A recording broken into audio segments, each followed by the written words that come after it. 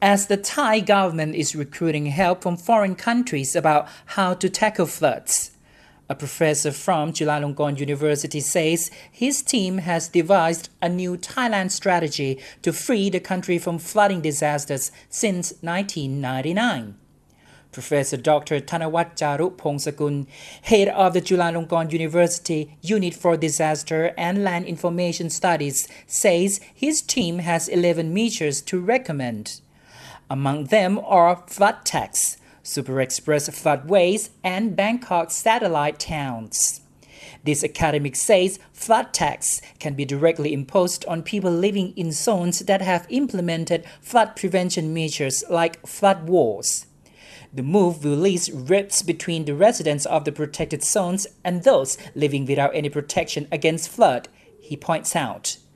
Thanawat adds that flood tax should be collected from the owners of structures sitting on natural floodways and water retention areas too. The income from flood tax, he believes, should be kept for use as compensation to flood victims. On the super express floodways, he describes it as a channel to push up to 6,000 cubic meters of water to the sea per second. According to him, the super express floodways can be developed based on the network of natural canals right from the Chainat Pasak Canal.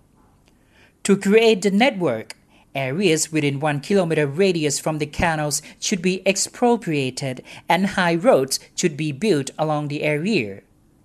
As he also recommends that the roads be constructed at 6 meters above ground level.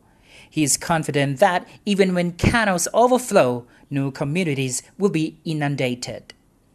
If the super express floodways stretch for about 100 kilometers, they will be able to store up to 800 million cubic meters of water.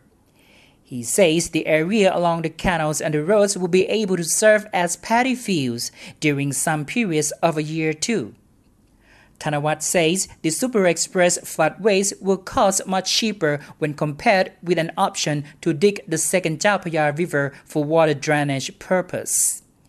Yet even with the super express floodways, he insists that it will be necessary to prevent Bangkok's urban development from expanding further because more housing estates or industrial estates will affect the capital's green zone. City planning, he emphasizes, is crucial in keeping the capital away from inundation.